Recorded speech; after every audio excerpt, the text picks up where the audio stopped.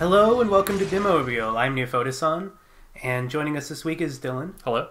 We're on the GameCube, as you can see there. Always exciting to play a GameCube disc because we don't get a lot of them. There aren't a lot to choose from. Yeah, so we've played two GameCube discs on the show together before, and both of those were discs that were made for home distribution. Right. But this is one that was specifically for demo kiosks in stores, so this one's a little bit harder to get your hands on, but fortunately we were able to get a copy for the show. Yeah, and that'll be the first time we've played a disc like that on here. Hopefully not the last. But it's exciting to have something that's not just like attached to a magazine or a game. Yeah, and there are a lot of games that have demos on these harder to find kiosk discs that just aren't available on the home ones, particularly here for the GameCube. Yeah, so both of these are like that, right? Yeah, as far as I know. Like, GameCube didn't have the benefit of a monthly magazine like PlayStation or Dreamcast had, so there are just significantly fewer demo discs available. Yeah, and so right here, right off the bat, is Legend of Zelda Wind Waker, which is one of the Zelda games I'm most interested in playing. I haven't played much Zelda at all myself, but you're more familiar with it than I am. Yeah, I've played most of the Zelda games. This is probably my favorite of the 3D Zeldas. Yeah. And it was probably one of the biggest video games at the time that this disc came out, around the end of 2002, we think. Yeah, and there's a movie tied to it, and then there's a bunch of movies here for like 1080 Avalanche, Wario World, Black and Bruised, and then there's this Derek Jeter ESRB rating Play the Game That's Right For You video that we had seen on one of the older GameCube demos we played. And then there's Metroid Prime, which is our other playable demo here. Another game I haven't played in a franchise I find interesting but don't know hardly anything about. And I've played this game before, so I should hopefully have a little bit to say about it. And then there's also a movie tied to it. So if you're ready, we can jump on in here with Wind Waker and give this a go. Let's go. Alright. There's our controls. I'm not going to remember these.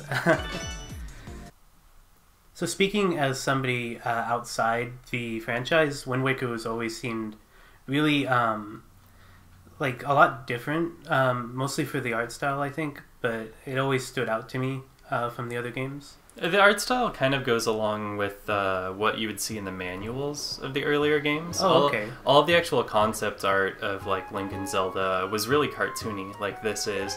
But I think that Ocarina of Time and Majora's Mask set up people's expectations such that they were envisioning a more realistic, a little bit darker looking Zelda. Okay. So when this game came out, they were a bit taken back by that, and then Twilight Princess was more to their expectations. Okay. But as far as I'm concerned, this is one of the best looking games. I mean, this has aged way better than Twilight Princess has, and it's several years older. This is like 4 years older, but it still looks wonderful today. Like, this game got an HD remake, but it did not need it. It still looks beautiful to me, well, that's one thing about cel-shaded. Yeah, this like stylized cel-shaded look is that it doesn't need the HD so much because it's not like it functions on its simplicity in a lot of ways. Yeah. Like, in hindsight, it's too bad that it's 4:3, but whatever. Like, it still looks really good. Yeah. I guess some of the backgrounds would look a lot nicer in HD. Yeah, like but like, I stuff. think the simple textures work better for it. Yeah. But anyway, so we've got our first puzzle here. You managed to handle those enemies really quickly. I was impressed. Oh. So you've never played a 3D Zelda game before, right? I've watched people play Ocarina of Time, but that's it. Okay.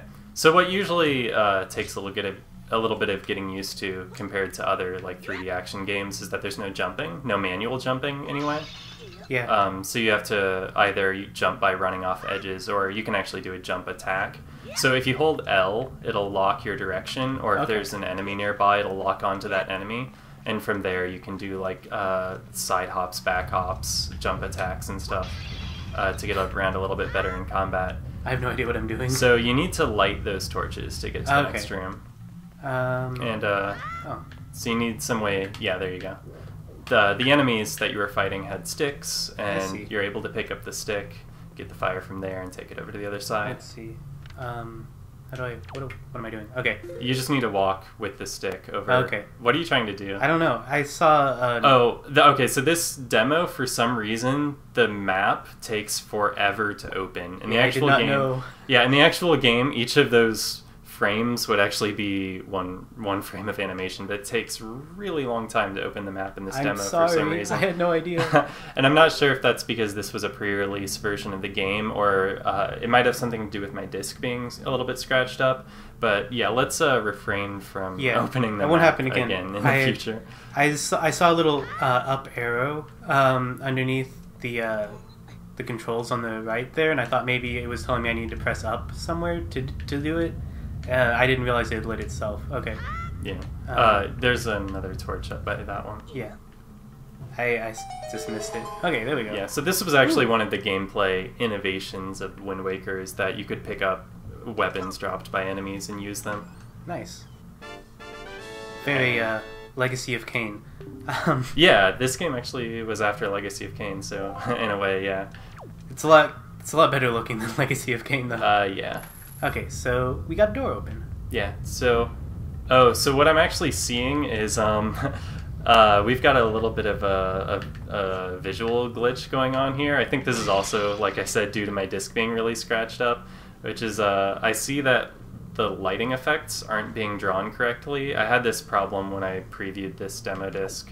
Okay, see, I wouldn't have even known if you hadn't said that. Yeah, it's not really a big deal, but you can like see lights through walls sometimes, like right there. Yeah, see yeah, that? yeah. Okay. Yeah, that's not how it's meant to look in the actual game. I've heard about people actually getting this glitch in the final version of the game, but I've seen it several times playing this demo, so I don't know what the deal is. Okay. So anyway, this is a Dragon Roost Cavern. This is the first full dungeon of the game. Okay. I thought I was supposed to do something with this. You are, Okay. actually. If you look at your controls in the top right, you should see... there you go. Sidle? No? Sidling's not going to do you any good there. Okay, I didn't see the grab. That's what I was trying to figure out how to do, and I ended up just sitting next to it. Okay. Yeah, it's a little bit counterintuitive that goes on R instead of A, but yeah, that's how you grab and pull things in this game. Okay. Yeah, I'll figure it out. I just need to... I haven't gotten the hang of making him jump yet.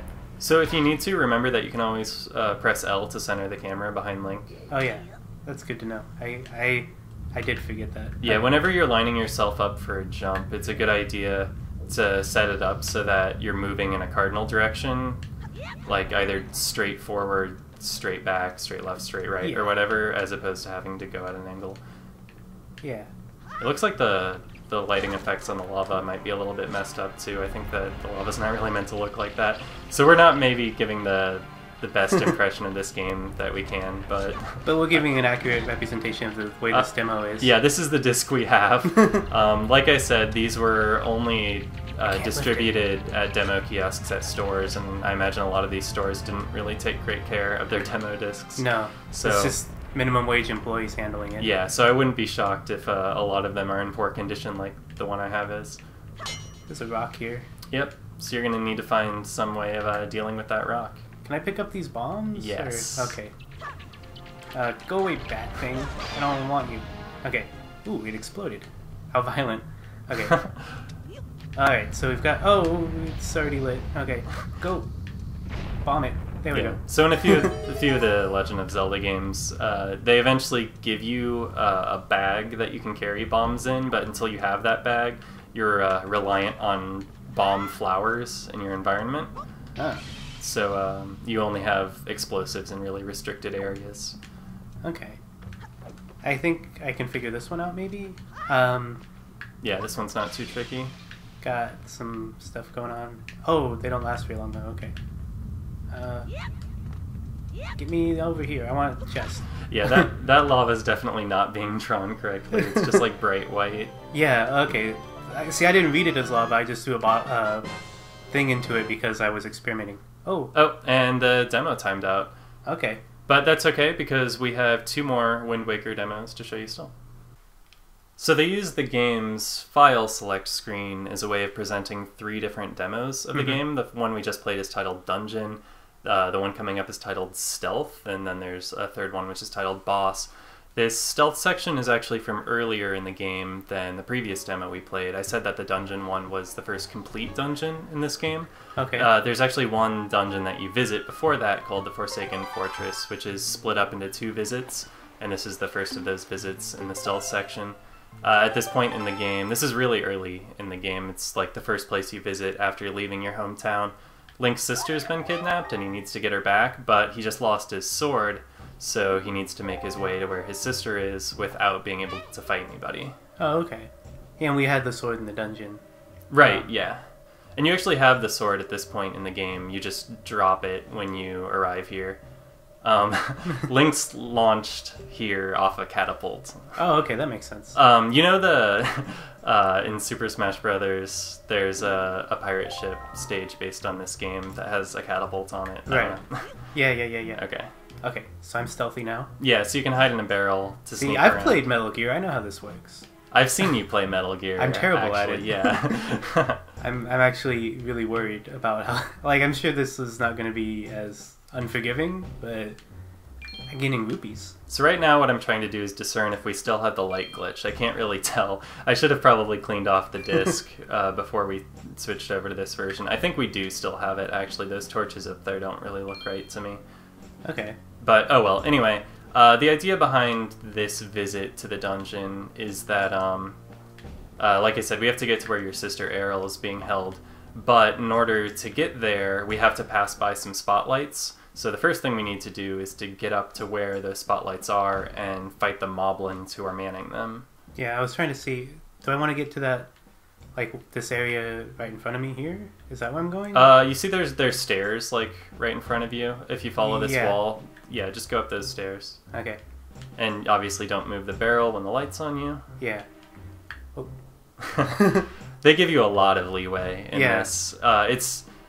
Even though this stealth segment was kind of heavily advertised when the game came out, it's not really a stealth game, so yeah, they don't make it too challenging. Okay. But it was kind of unique for the series at the time. Like, I guess Ocarina of Time and Majora's Mask both do have short stealth segments, but I don't know. It seems like a bigger highlight of the game here. Alright. Well, we made it through there. Yeah. I'm not sure exactly where I'm going, but okay, there's a ladder. Alright. Yeah. Alright, so this was the right area. I saw the side of the stairs and thought maybe it was a platform I was supposed to jump onto, but once we got closer, it was clear that it was, in fact, stairs, as you had said. Yeah. Let's see. Where's the moblin? Oh. There he is. There he is. Little... Oh. Yeah, so when the moblin's not manning the lights, they just point straight up. Okay. And now I can hit him with my nothing. Right. Okay. Right. That's right. You have nothing. Hold on. I can hit him with my barrel. Yeah. Get over here. It's a pot, but yeah. No, it's a barrel. I missed. But there were sticks in it. Yeah. So there are two ways of fighting these guys. Either you can use your shield to block his stick, and that'll disarm him, or you can just pick up the sticks from the pot.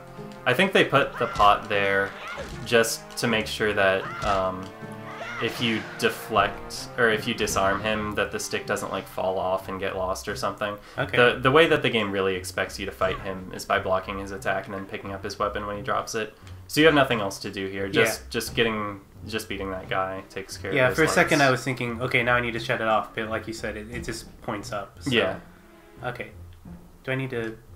You need to get over there, but I don't think you can climb this wall. Yeah, it doesn't seem like it. Alright, that would have made it easier. But, Yeah. Let's see. But we can go inside here. Yeah. I remember seeing the door when we passed by. So we can go on in here. And see what it's got. Yeah, this place is pretty big. You can kind of get lost in this area if you're not keeping your eye on the map. But you don't really need to visit most of the places. You just need to turn off 2 spotlights and then go to the end. Okay. And in fact, I'm not even sure. There are 3 spotlights total, I think, and one of them just points down at that floor area where we were in the barrel before, and that one I don't think you actually need to deactivate. But the other 2 point at a wall that you have to go past later. Okay. And I'm pretty sure you have to take care of both of those. So how do I use my shield? I don't think I've used it yet. If you're holding L to target the enemy, then you can hold R to use your shield. Oh, okay. Alright. That makes sense. And you could have, I think, thrown the pot at him if you had targeted him before throwing it. Oh, targeting him, that's it. Yeah. I tried to hit the other one and just missed, so I didn't even bother this time. Yeah, so target the guy by holding L, and then you can hold R to use your shield. I'm shielding. And as long as you stay still, then he should just do the rest of the work for you. Yeah. Bam! Oh, he didn't drop it, though. No. Let's wait for another attack. No? Oh, yeah, it went flying somewhere. But he picked up the other one. Yeah. Instead of throwing it, you Yeah. just... Okay. I mean to hit B, but I keep forgetting and pressing A instead. Yeah. So, let's see. That's the last one, though, so if it's gone... Well, no, there's one sitting up where... Yeah, he just picked it up. Okay. Well, anyway, I got this one. I'll just hit him with it. We're getting hurt more than we should because I keep forgetting how to fight. See? Yeah, as exhibited there. Yeah. I think throwing it is a good strategy. Let's see. Okay. You got this. I've got it now. Okay. There. All right. You did it. We did it. We're heroes. And he even dropped a heart if you want to heal yourself. Oh, did he? Yeah. I didn't see it. Okay. Nice. Heart help. So there's one spotlight right there in front of you that we still need to take care of. Okay. So you go ahead and jump down here, and then keep holding the control stick so that you roll when you hit the ground, and you won't take any damage. Okay. I was hoping you could jump up on that wall, but it didn't work. All right. Yeah, so we can go in here. Yeah, there's a door over here. And we just need to find a way up. Actually, there might have been a ladder outside. We might not have needed to come in here. I'm not sure. Oh. Well, now we're stuck in here. So to get if you want to get to the other side of that gap, you need to swing on that rope. Yeah. Yeah. You did it. Good job. Whee! Okay. Oh, and I think the demo just timed out. All right. Well, we got kind of far. Yeah, we saw enough of that. I said earlier that I haven't really played Zelda, but I have kind of with Hyrule liar. Warriors. Yeah, I played Hyrule Warriors mostly because I'm a Dynasty Warriors fan, and Hyrule Warriors is, if you don't know, is Dynasty Warriors with Zelda characters and bosses. So I'm a little bit familiar with the lore through that, though it's not a whole lot of help with the gameplay, which is a lot different. Let's see. So we're going to do the boss fight now. Yeah, we're going to be heading back to Dragon Roost Cavern, the dungeon from the first demo, and we're going to be fighting the boss of that dungeon. Okay.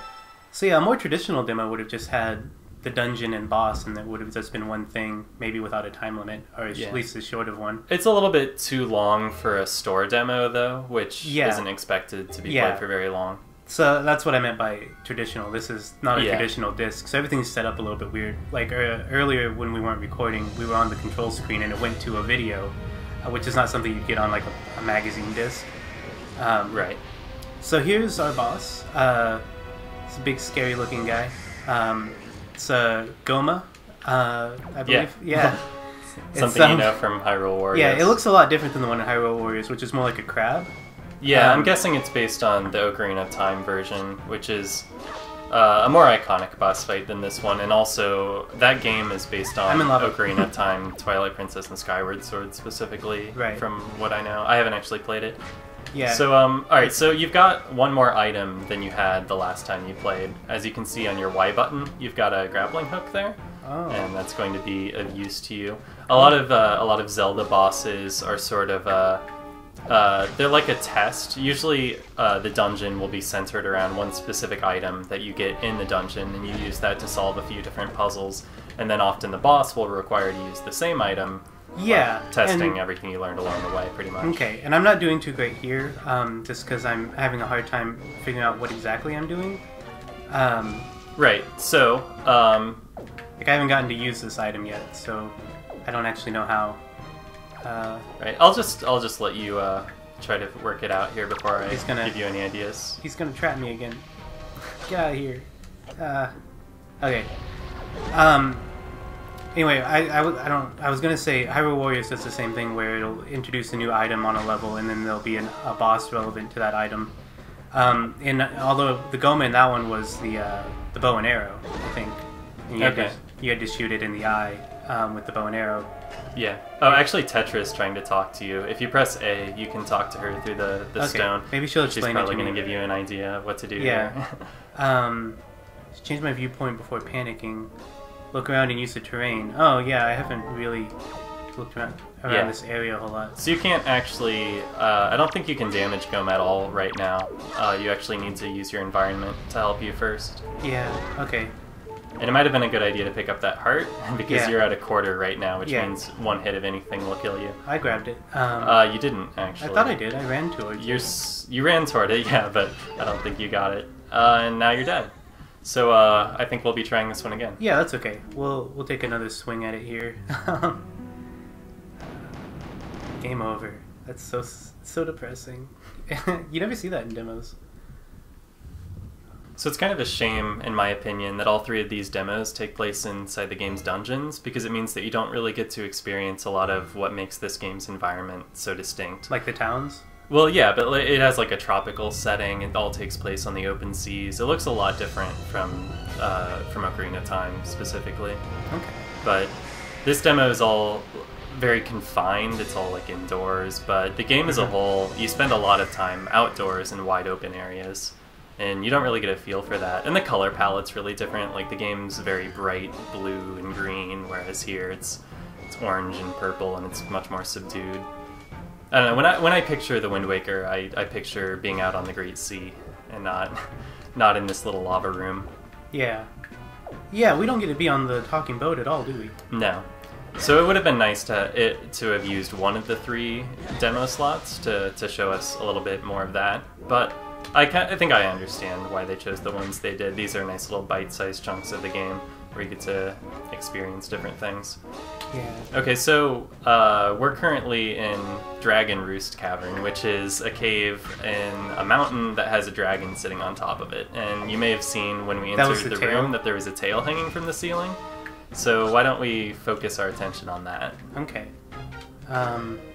Well, I finally figured out how to throw it while I was trying to back out. Okay, so you press the button once to go into like an aiming mode, and then press it again to throw it. Is that right? I think so. So, well... You got interrupted there, but I think you had the right idea. Yeah. So part of my problem before was that I was holding it and then trying to press a different button to fire it. I just had the wrong idea about how... That's what I meant when I said we didn't get to really use it prior to this fight. I should be able to walk through here. Come on. This, like, door frame's blocking me. Okay, whatever. I'm trying to get a little bit away from him, but I can't seem to. Yeah, I think the idea here is that I think the hitbox of the claw extends all the way to the wall just because you're not meant to be able to squeeze by it. It just doesn't quite line up right visually. Yeah. There we go. Okay, so I got this, and... Oh, there he is. There's the dragon. Yeah. Okay. You feel something tugging on him. Yeah. Oh. I thought I had it. I thought I could swing to that ledge. But anyway, this thing fell in the Goma, so that's good. Yeah, so you cracked a little bit of the shell. Okay. Hold on, I want to break this. And here's the part that I think is really funny. Goma jumps up, and she, like, puts the rock back in the ceiling, like it's not just gonna fall on her again. I think it might. I'm gonna see if I can get it to. It's like, why would you not put the rock off to the side or something? Why would you just stick it right back up there? Like, this is not a very smart insect. Oh, you managed to get up to the higher level. Yeah, I don't know if I want to be up here, but it looked like I did. I was trying to earlier. There's some more pots up here. Okay, is that all that there is? There's no, like... There's no other advantage to being up here. Okay. Yeah. I said insect. I don't really know what she's supposed to be. In Ocarina of Time, Goma was like a spider thing. Yeah. And that's kind of, I think that's the design I'm familiar with too. It's like a multi-legged spider crab type thing with these big, like shield claws. Let's see, I missed there. Anyway, I need to try to attack her while she's... Well, no. Here, right? I think that this is going to be... Okay. Yeah. Now I think you've broken the shell and you can start attacking Goma directly. Okay. So hopefully we have enough time to finish this before the demo time's out. Yeah. But yeah, from here on out you'll be able to use your sword. And as that friendly yellow, and now red, arrow is letting you know there's a weak point in the eye. Yeah. Yeah, and you figured out that you can pull the eye closer to you using the grappling hook. And if you're locked on, you only actually have to press the grapple button once. You don't have to go into aiming mode first. Yeah. Yeah, that's what I was trying to do before I took the shell off, because I didn't know about that. Yeah. But I don't even know if you could have locked on to the eye until the shell was broken. There was an arrow above it, but I don't know if I could have because I was trying to and was failing. Yeah. But yeah, it looks like we did it there. Oh, is that it? Yeah. Listen to that sound it makes. That's kind of creepy, yeah. Oh, she's disintegrating. Do I get the eye? It just flew off. Yeah, look at that big thing. Oh, it exploded. Okay.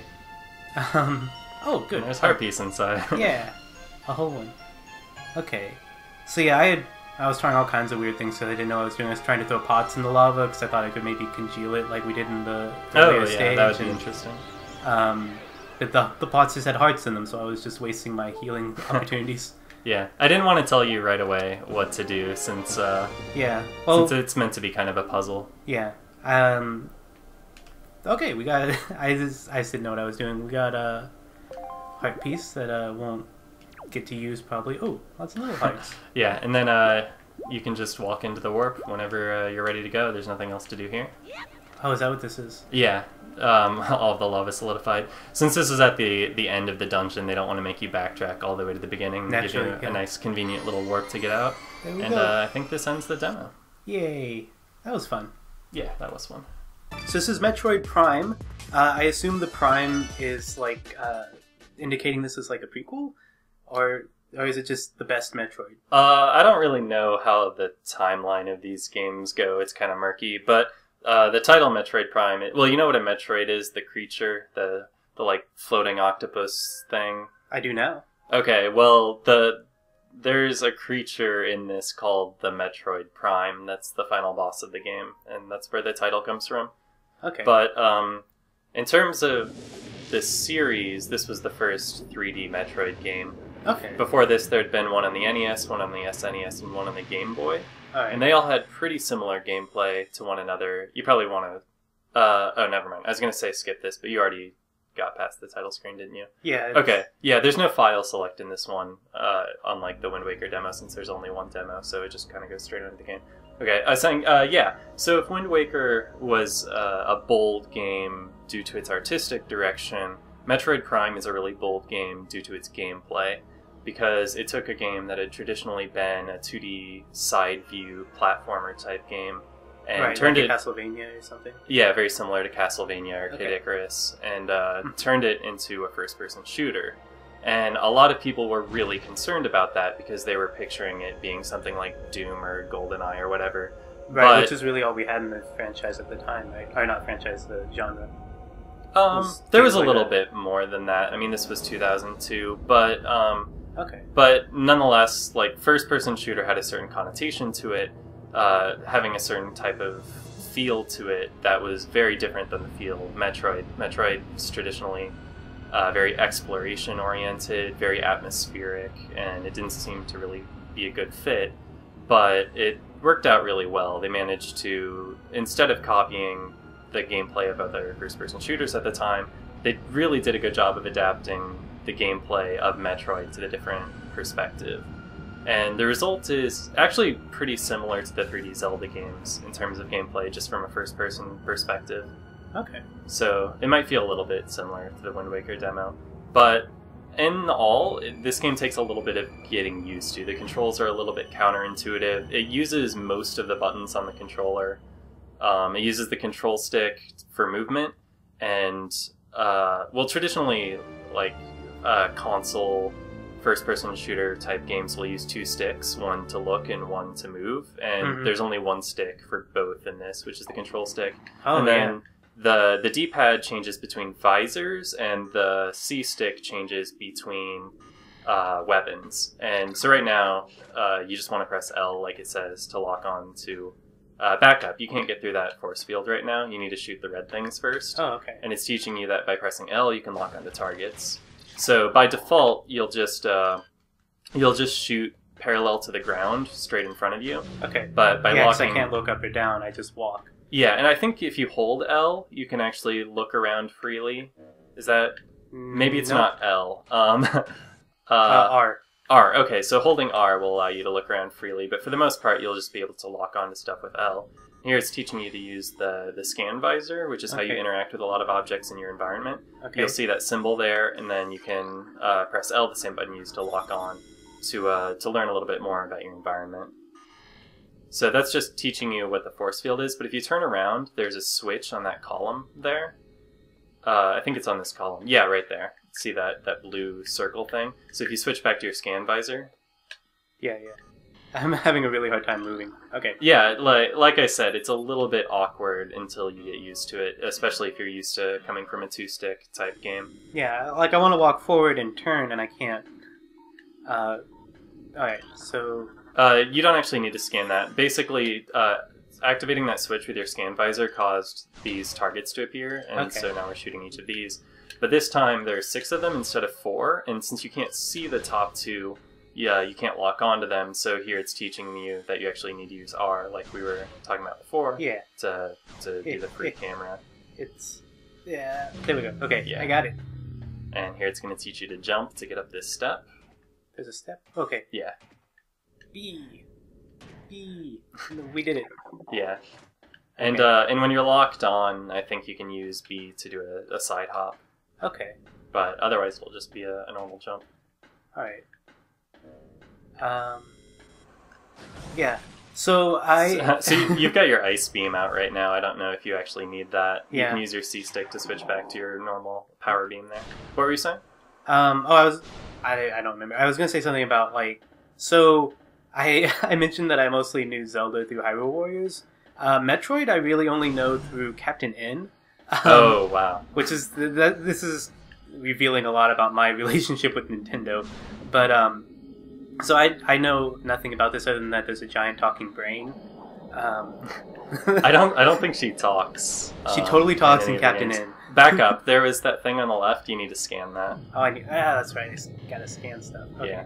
Yeah. That wasn't scanning. Okay, there we go. Yeah, so they use this scanning as just your way of interacting with the environment. Basically, they needed to make most of the controls centered around combat. So I should just shoot everything. I think that would be better. If I can just shoot. I mean, that's how you get through doors in Metroid is by shooting, which is actually a pretty interesting mechanic that's used in earlier games more so than this one to gate you, where you have to get a new weapon before you can get to new areas in the game. So there will be doors of different colors that you can't get through early in the game, but once you get a new weapon, you'll return to that area later and you'll be able to go through the door now. Okay. So it looks like something's gone terribly wrong here. I think we came here responding to a distress signal. I think that's what's going on in the story. Okay. So, yeah, and there's some giant thing here. I don't know, is this a corpse? Some space slug thing? Yes. Okay. And that guy got a little bit stabbed, I think. Oh, poor guy. Yeah. Well, he's a space pirate. He's not one of the good guys. Oh, okay. I didn't even realize it was a human. I thought, it's not a human, it's a humanoid. Yeah, or a humanoid even. I thought it was like a bug. I just didn't look that closely at him. You don't encounter a lot of humans in Metroid games. The prevailing atmosphere of these games is loneliness. Yeah, I've heard that. That makes sense. Yeah, it's something that they kind of got wrong in some of the more recent games, but in the earlier ones, like Super Metroid for the SNES is kind of a masterpiece of atmospheric storytelling. I think that's the game from the series that most people like the most. But I think this one's probably the second most popular. I don't know. I was unable to beat this game. I got frustrated with it after a while, but I do really like a lot of aspects of it, and I think it is clever how it incorporates, or rather how it adapts the gameplay of the earlier games to the new genre. I got a health recharge capsule. Yeah, I'm just looking for things to scan because I don't know exactly what I'm doing. Alright, well you can just go through that door right now. Yeah. I just keep expecting there to be a switch I need to do. Use your charge beam to destroy the rubble. Like this? Yep, you got it. Just like Smash Brothers. Yeah! So good. Video games. Okay. Is this a hot thing? Looks dangerous. Okay, I just walk through. Yeah, I think you can just walk through. Unfortunately, I was saying that these games are largely about exploration. You don't really see much of that in this demo. This is from just the tutorial area of the game. So there's a lot of walking through straight corridors, and you don't really get to experience the wandering around that makes up the bulk of this game.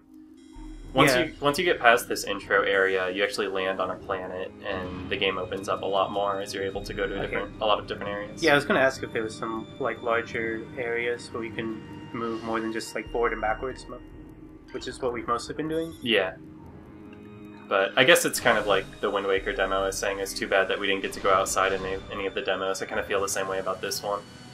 But yeah, there's as difficult as this game can be to play, I don't think that there was really another area of the game that they could have put on this disc.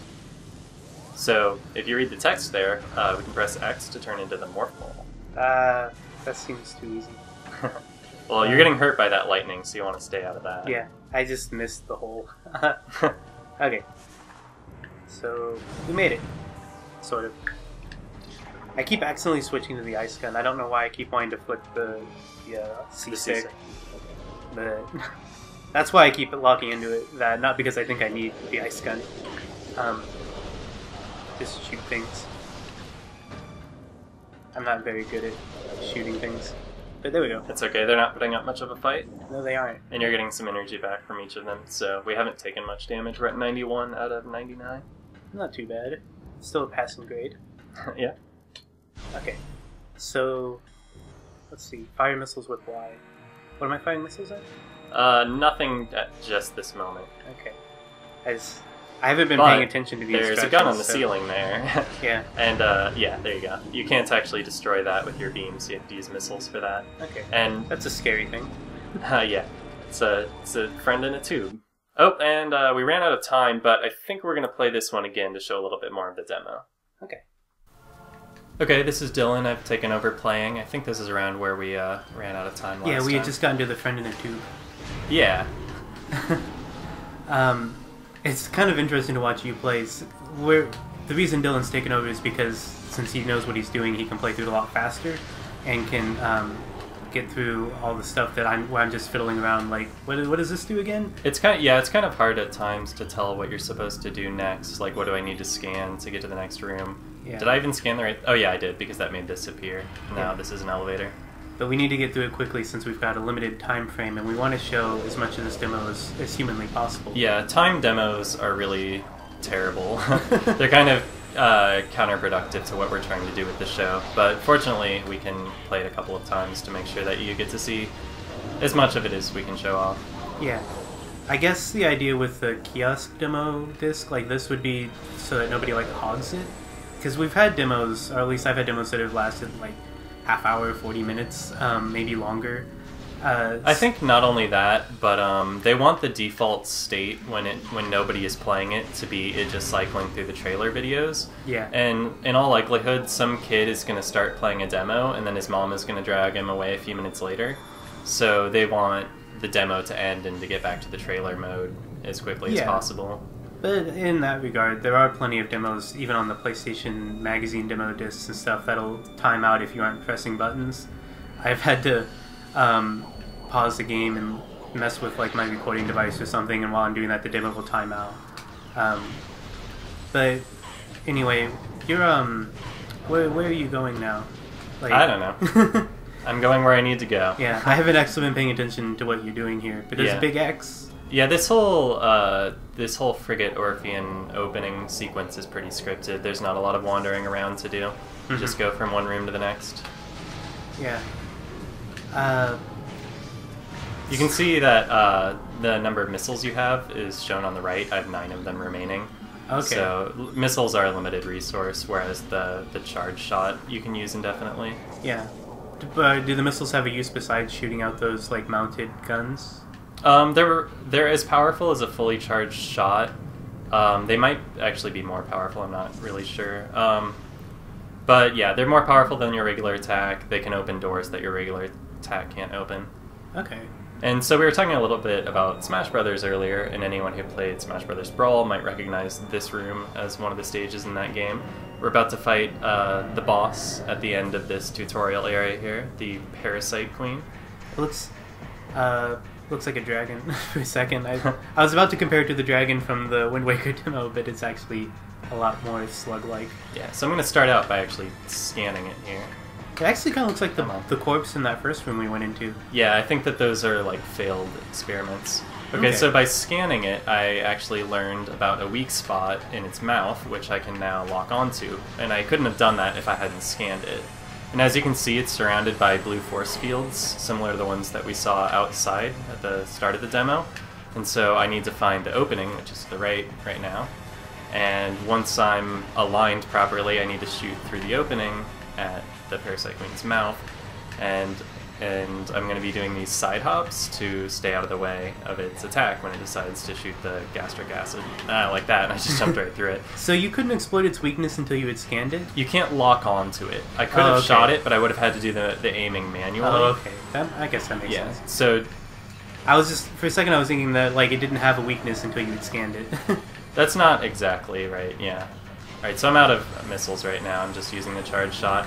It looks like I'm at 71 out of 99, so I'm pretty healthy. Parasite Queen looks like she's got about half of her health depleted, so we're doing pretty well here.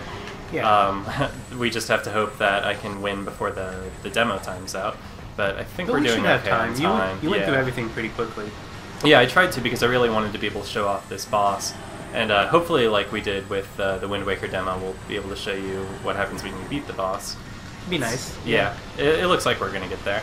Actually, I wonder... Oh, yeah, we got there. Okay. Nice. I was just going to say, I wonder if the Ice Beam would be dealing more damage than this regular attack, but it looks like we didn't need it. I forget that we even have the Ice Beam, because after this opening section of the game, you get a lot of your weapons taken away from you, and you have to get them back later in the game. Oh, okay, it's one of those. Yeah, it's that sort of tutorial area.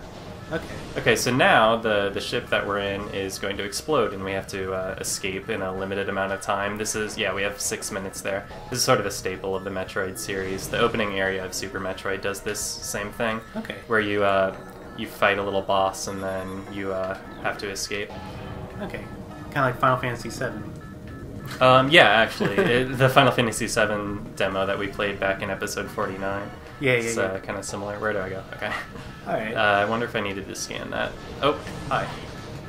I should have just kept running. Oh, I'm out. I'm out of missiles. Out of missiles. Yeah, I forgot. You do pick up missiles the same way you pick up health when you beat enemies sometime. Actually, I'm going to grab this health here. Didn't get any missiles, though. Let's see. Where do I need to go? I'm not sure.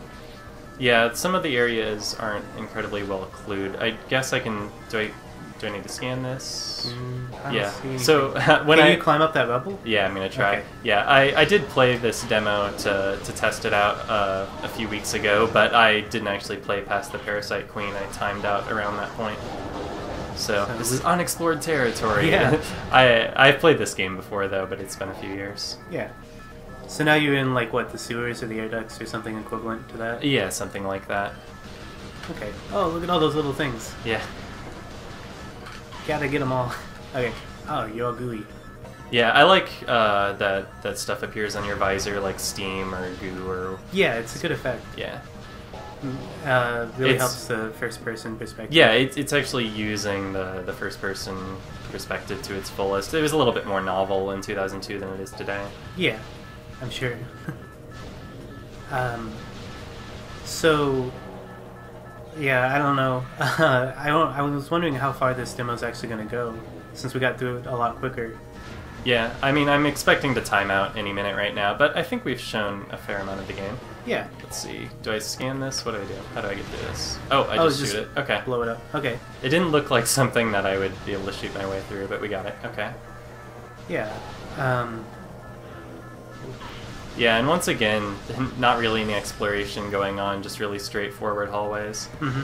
It kind of... Oh, and then we ran out of time. As saying, it kind of takes the drama out of the self-destruct timer, knowing that like the game's going to give you enough time to get to your destination. Like, you're not going to hit a dead end and be like, oh no, I went the wrong way. Worst case scenario, you end up in a room and don't know exactly where to go for a second. Yeah. But even that... So that'll do it. Yeah, unfortunately only 2 games this time around, but they're both really great games, and I'm happy that I was able to help you share these on the show. Yeah, and they're both games that I didn't think we'd get to do on Demo Reel because of the lack of GameCube demo discs. But this kiosk here really helped us out, and there's a video auto-playing of Black I don't think we need to see that. I'm just such gonna a bad go ahead looking and game. skip that. Anyway, I hope you guys enjoyed the video. I had a lot of fun playing these games that I hadn't played before.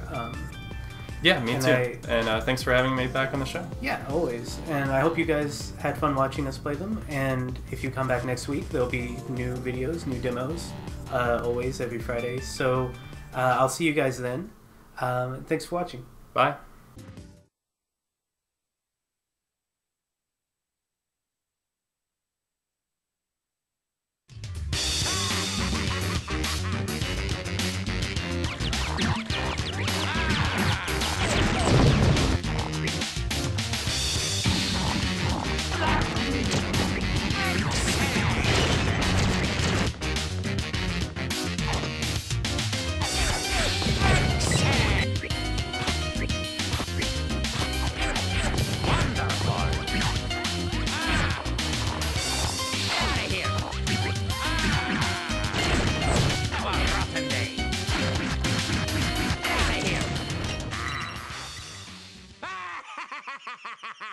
Have a rotten day. Okay, so I've reloaded the Wind Waker demo, and as you can see, all of the lighting effects are working correctly now. They're no longer this bright halos around the torches, and the lava texture is rendering correctly. It looks a lot better. Yeah, but that's not the main thing that I wanted to show off here. One of my favorite things about the 3D Zelda games is that they have a lot of glitches in them, and I'm going to try to show off one of them here.